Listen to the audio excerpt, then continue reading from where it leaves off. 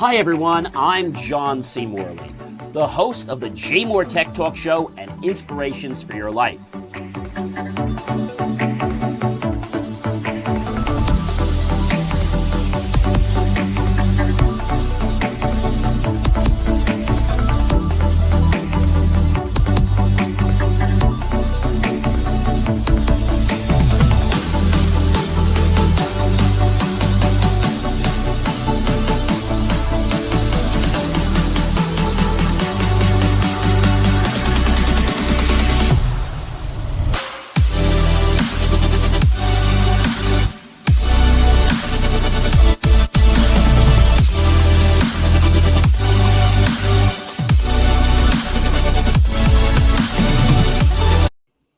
Well, hi everyone. It is John C. Morley, serial entrepreneur here, and welcome to another wonderful edition of the JMOR Tech Talk Show. I can't believe that we only have one more week left in the month of July. Where did this entire summer go? I will tell you that it's been a little bit crazy, and I don't know. It just kind of like flew by us. All right, we got a great show here for you guys tonight. Lots of stuff happening, different people leaving companies, and all kinds of stuff. So let's get right into the show, shall we? Great. The first thing I want to talk about is something really interesting. How many of you out there know what the Ring Doorbell is? Any of you? Okay. So the Ring Doorbell is actually a product that was rolled out so that people could put this device at their door, and then not only would people be able to ring the bell and they'd be notified, but also on an app on their phone. And thus, not only would they get notified, but they would also get a picture. And with some models, you'd even be able to save so many seconds of video, either to the camera or to the cloud if you paid extra for that. So the Ring Doorbell is doing something very interesting, doing much more than just announcing visitors. Well, what's it doing? That's an amazing, amazing question. It's doing a lot more.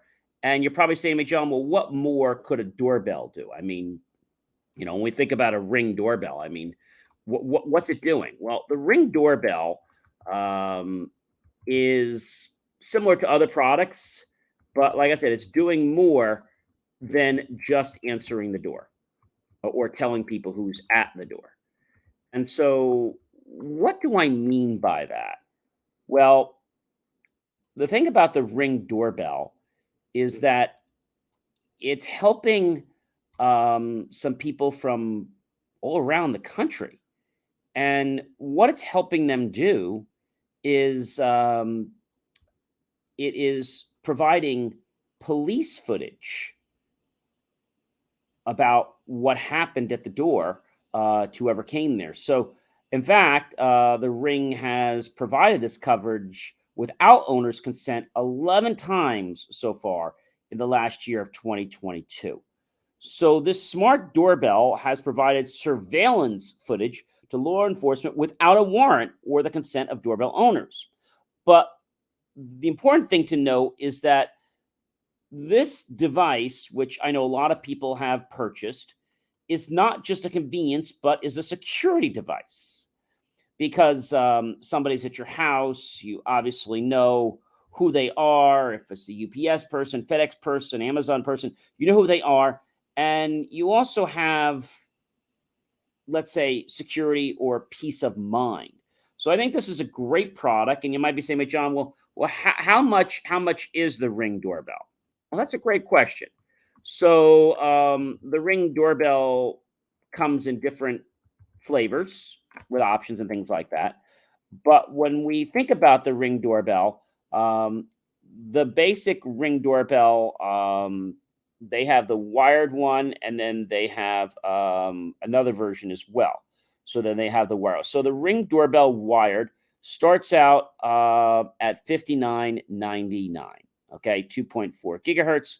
And so, like I said, there are different Ring doorbell models, like I was saying to you. And so The Ring Video Doorbell Pro is the most expensive of all the Ring devices, and it comes in at about $249.99.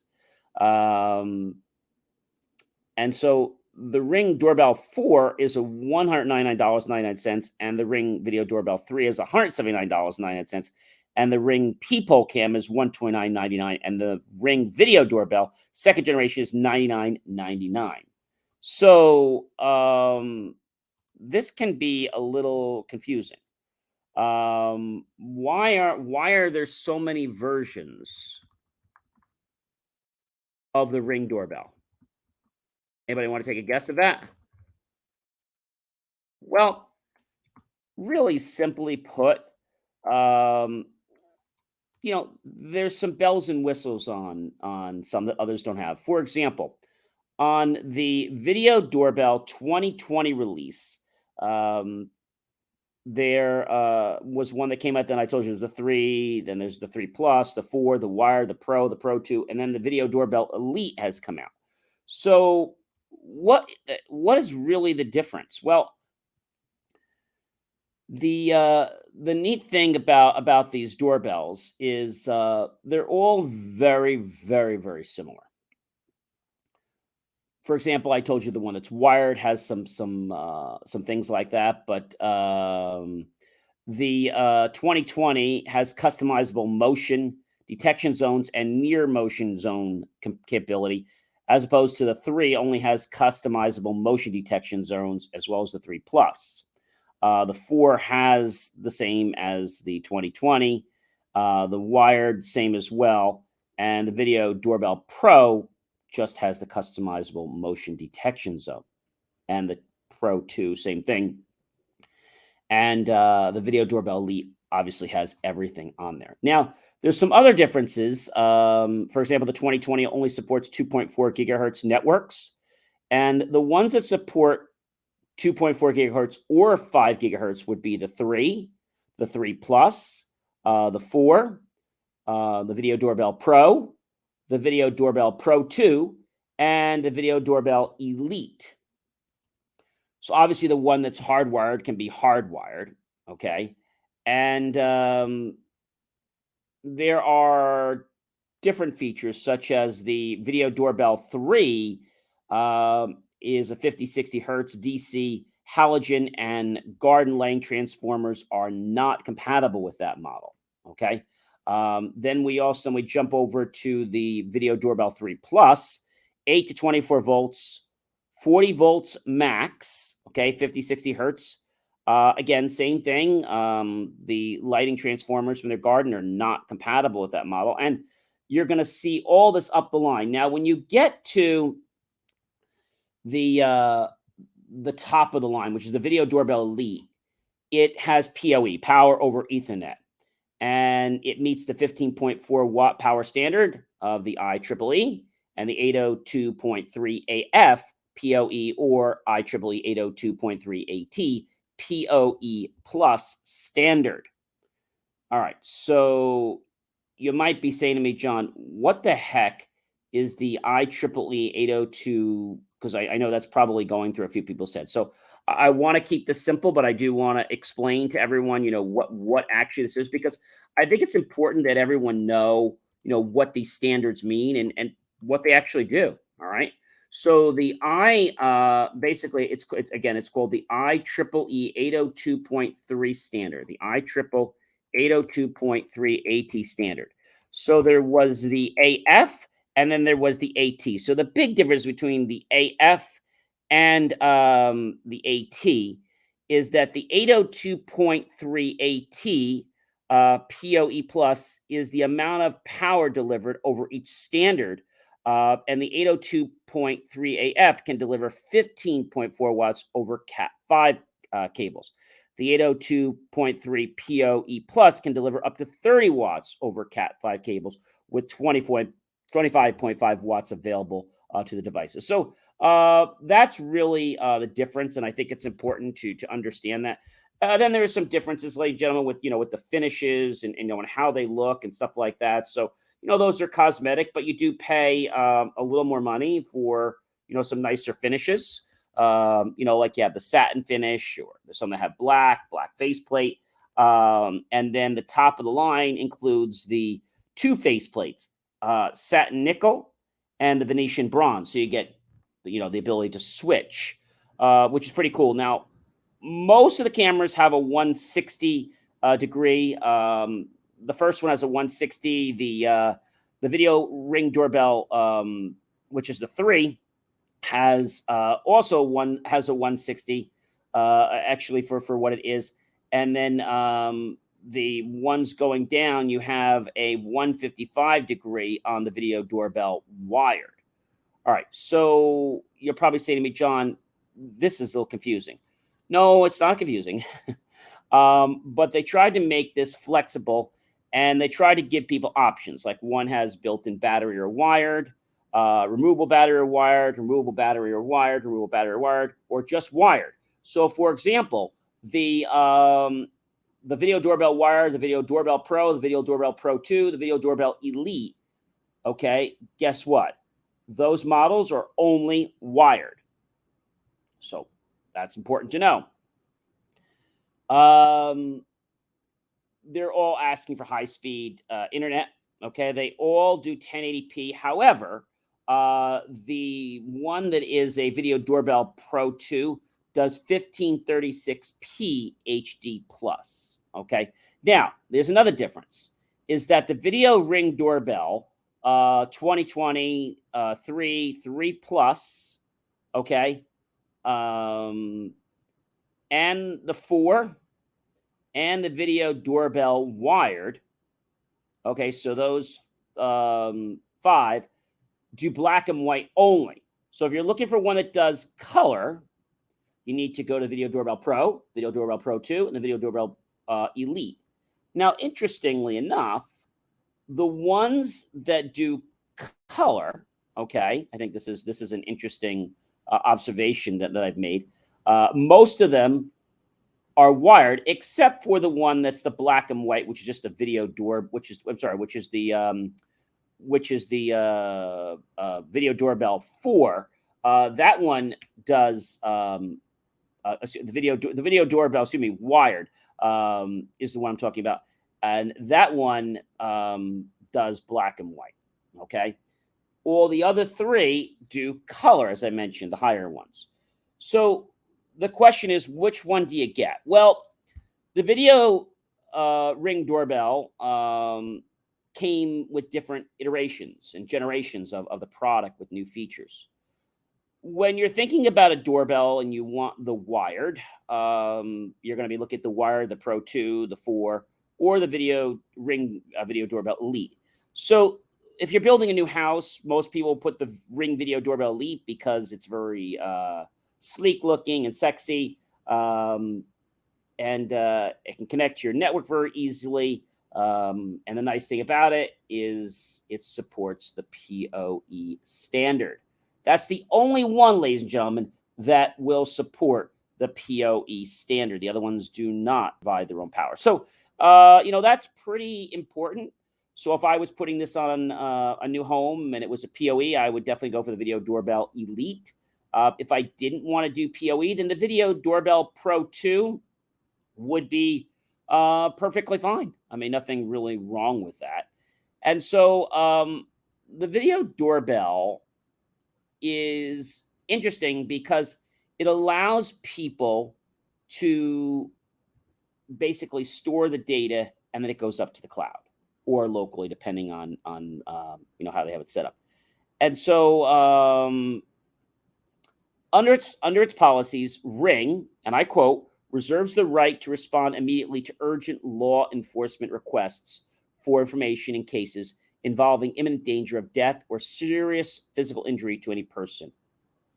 The company also requires police to fill out a special emergency request form if there is an urgent need to bypass the normal law enforcement process, according to the letter. So in each of the 11 cases that came up this year, Amazon's VP of Public Policy, Brian Huseman, he wrote, and I quote, Ring determined that the police requests met the imminent danger threshold and provided the information without delay. Huseman's letter said, I quote, Ring currently partners with 2,161 law enforcement agencies, and 455 fire departments that can request surveillance data from Ring doorbells. Interesting.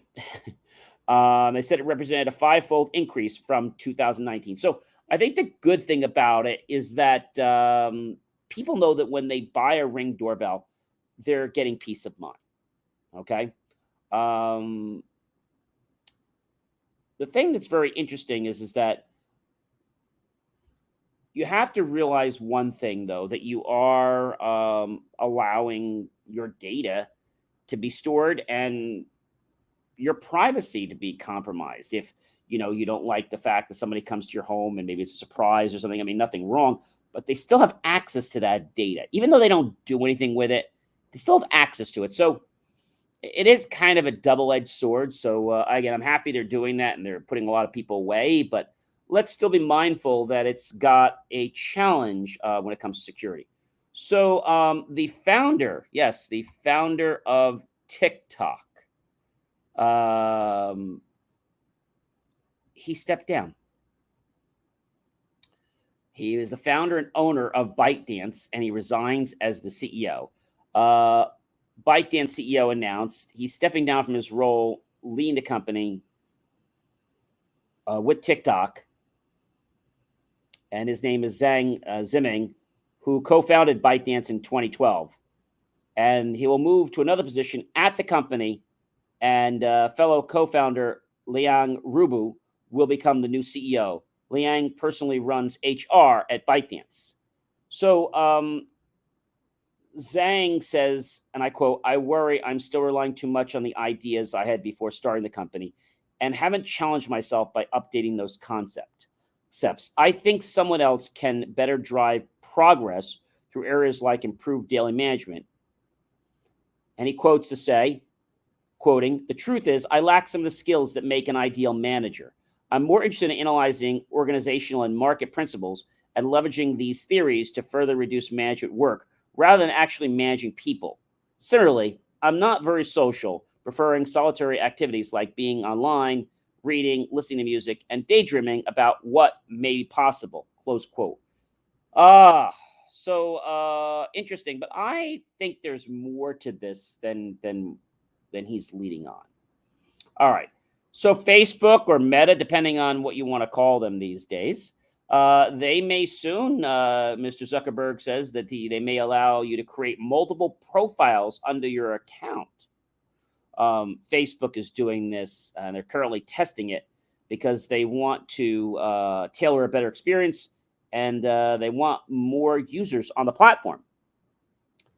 And thus, you could have a business Facebook profile. You could have a personal profile on Facebook. I think it's going to get more confusing. That's my feeling. But the question is, why? Why is Facebook allowing multiple profiles? What's the real reason? They say it's to help tailor their experience based on interest and relationships, but nothing they ever say is very forthright. So I really don't trust anything they say. They're going to be able to set up 5 profiles, and the profiles don't need to include users' real name and identity. And they hope that more profiles will increase interactions and posts. All right. I don't know. I think it's going to become more of a mess. We'll just have to wait and see what they're doing. In other news, crypto miners. We've said the crypto world is kind of like going down. You guys know that. But something very interesting is going on.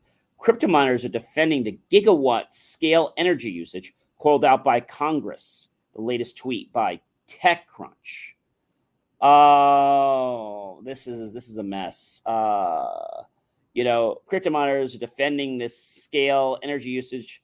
And so my question is, what the heck is going on? And I have to believe it is a ploy to take the crypto miner world down. I got to believe that. As I said, they were citing disturbing levels of power used by the cryptocurrency miners, and a group of Democrats led by Senator Elizabeth Warren is urging the Environmental Protection Agency and the Department of Energy to crack down on the controversial industry.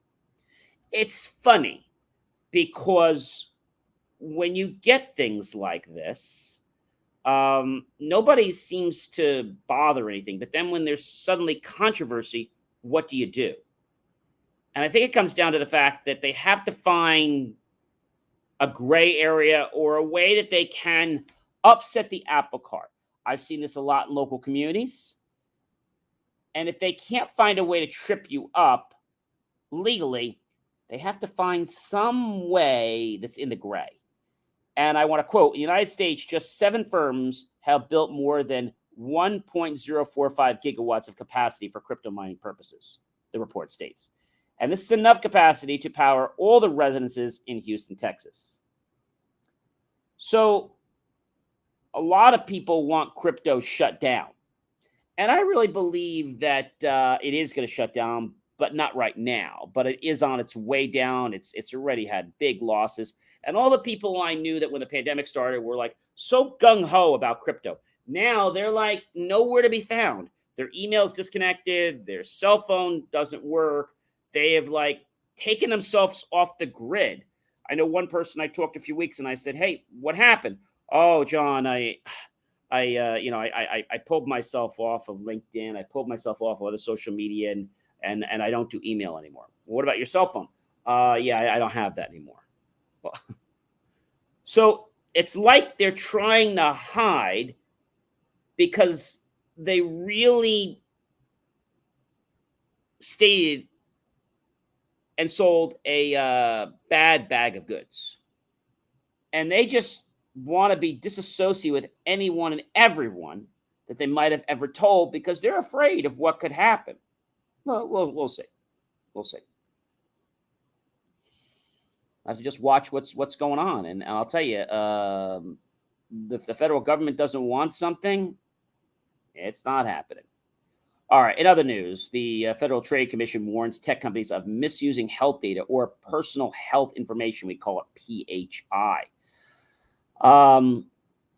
What's been happening is people have been using data that is personal health industry related, and they have been, let's say, gathering that data for other financial purposes, but things that might be in a conflict of interest or things that might not be, let's just say, too legal. And so even things like the abortion data, we talked about that. I gather that this is just the start. And not too long ago, the FTC renewed its vow to investigate or sue companies that use Americans' digital data in unfair or deceptive ways, following the executive order by the Biden administration that explicitly called for it and other agencies to consider steps to protect abortion seekers. It's all political, isn't it? It's funny how nothing works, but then suddenly it becomes political. I don't quite understand that very much. I really don't. I know that it's very interesting what people are doing.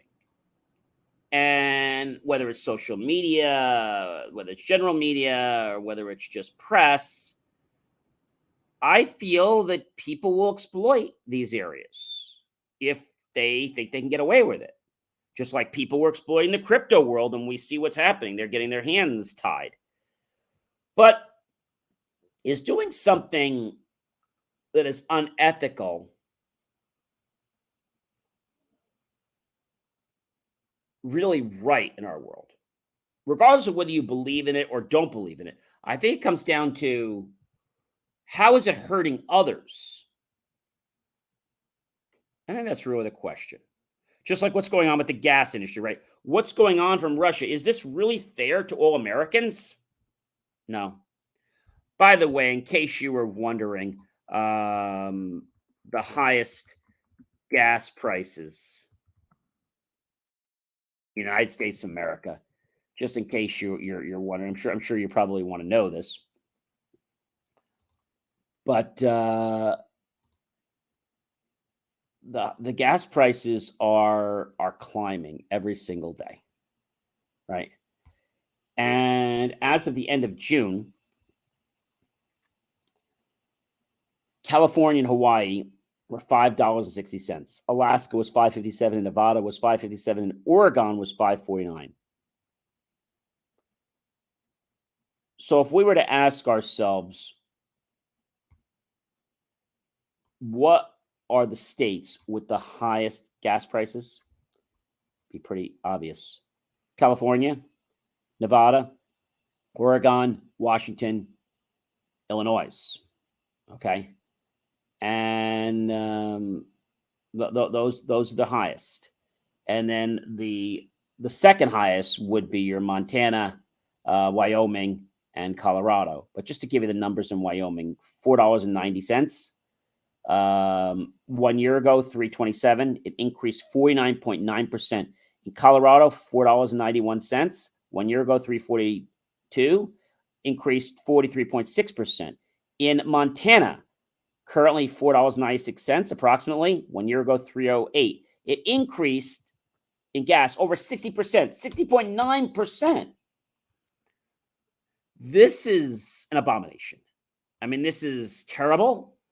And I feel right now that people are exploiting every which way. I know I had a family member that was going to send flowers to a viewing, and normally those flowers would be $50, $75. The place was right down the street from the home, and they're telling me, Mom, well, it's gonna be like about $350, $400.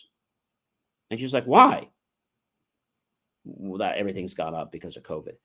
You know, I'm sick of people using that excuse and exploiting our public because it is not fair, ladies and gentlemen. It's not fair to exploit people anytime. It really isn't. But people still feel it's okay to exploit. So the question you might be asking me is, John, when will gas prices come down?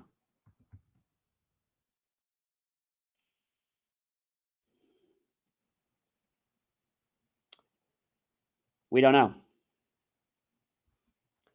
Everyone says the answer is not very simple. I have to believe it's very political.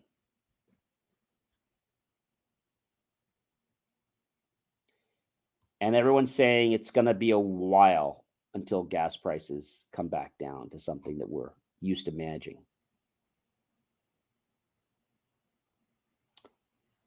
Crude oil is expected to go down, which we've already started to see. But it isn't going to be likely until we hit into 2023. Who knows what can happen before then? I mean, anything.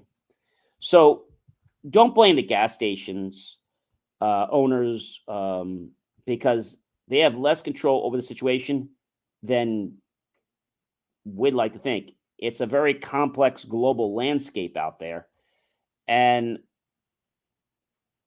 as much as they say it's not political, it's political. I'm sorry. It is completely, completely political. I think the reason why gas prices aren't coming down is because, I don't know, somebody might have a relative or son that owns a battery company. And in my feeling, that's a conflict of interest. But they'll find other ways and reasons to get around the truth of the story. They really will. They'll find other reasons and ways to get around the story.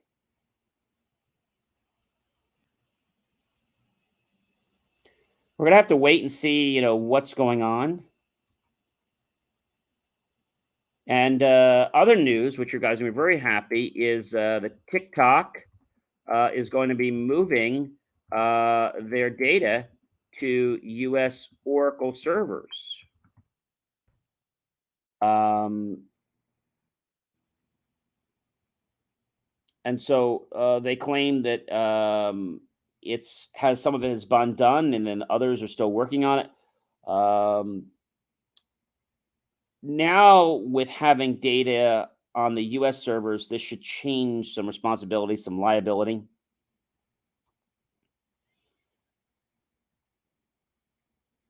And they said that they are doing this by its American users. They didn't say China, they just said the American users through servers controlled by Oracle, which, as you guys know, is a Silicon Valley company.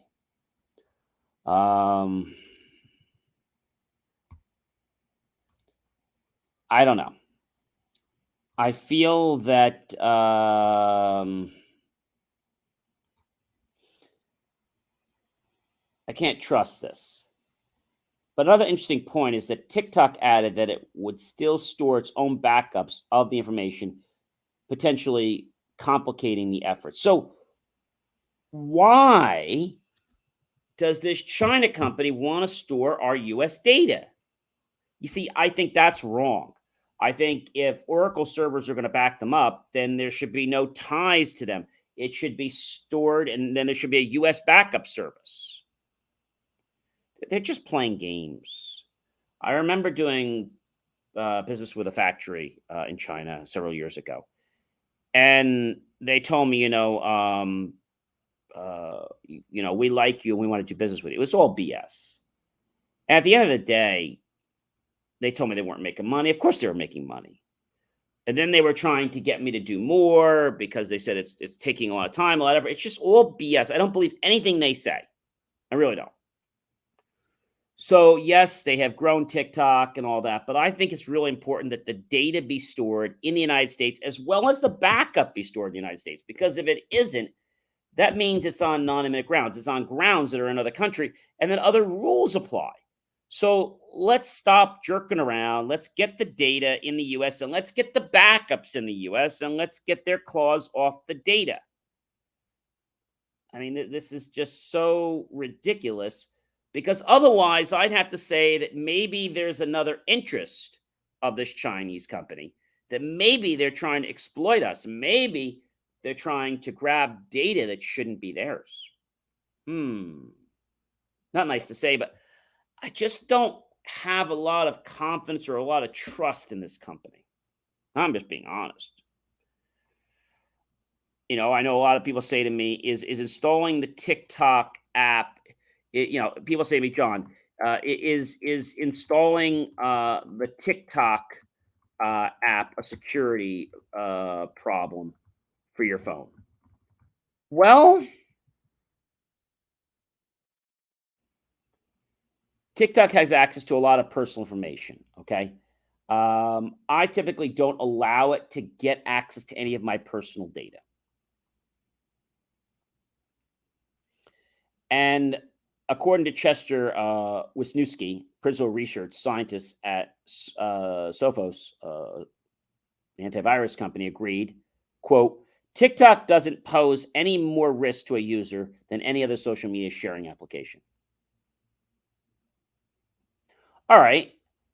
So I think the issue comes down to people and what they're doing with the data. I mean, I think that's really what it is at the end of the day. And we all have a responsibility to make sure that we're accountable and at the best of our knowledge, the systems we're using are accountable. So right now, I can't find any direct reason to not trust them, but I'm just telling you, I don't trust them. So if I upload data, I upload content, it's not personal data, it's not financial data. It's stuff to make people laugh, it's fun stuff. It's tips, but it's nothing that's very personal. That's the thing I want to share with you. Hey, ladies and gentlemen, this has been an amazing show. And you guys know we're going to be bringing back our live shows, broadcasting in Oakland, New Jersey. We're really excited for that, but that is coming. And we're very excited about that and where it's going to go and all these great things. But the question I have, the last question I really want to ask you, are the tech giants shrinking the New York City plants? right? Like Meta and Amazon or Facebook, whatever day or name we want to call them for the day. Have they scaled back plans to expand to New York City? Bloomberg reported, citing anonymous sources, that both tech giants are backpedaling in the Hudson Yards, where Facebook's parent Meta has suspended plans to build out new offices, and the commerce behemoth is reducing the amount of space it intended to lease. The adjustments come as hiring has begun to slow at tech companies and after many move toward remote work options. So it's interesting. I think these companies are still scared. They really don't know what's going to happen or what's going to go on. Ladies and gentlemen, I am John C. Morley, serial entrepreneur. It's been a privilege, been a pleasure, been an honor to be with you again on another JMOR Tech Talk show. We have another great show coming for you. When? Next week, the last Friday of the month. That's going to be July 29th. Be sure to tune back in. If you missed any of our shows, you know where to find us. If you'd like to become a guest on our show, go to jmore.com, click on Reach Out Today, and apply to become a guest. We'd love great guests that want to bring value to our show. Again, this is not a sales show. This is all about inspiration, motivation, and technology and awareness. I thank you so much for watching today. And you know what? I'm actually going to see you guys. Yeah, I'm going to see you guys next Friday. Enjoy. And remember, be smart when you use technology. It's just like a weapon. If you use it properly, it's not going to harm anyone. If you use it improperly or in an irresponsible manner, the results can be devastating. Have yourself a great rest of your weekend.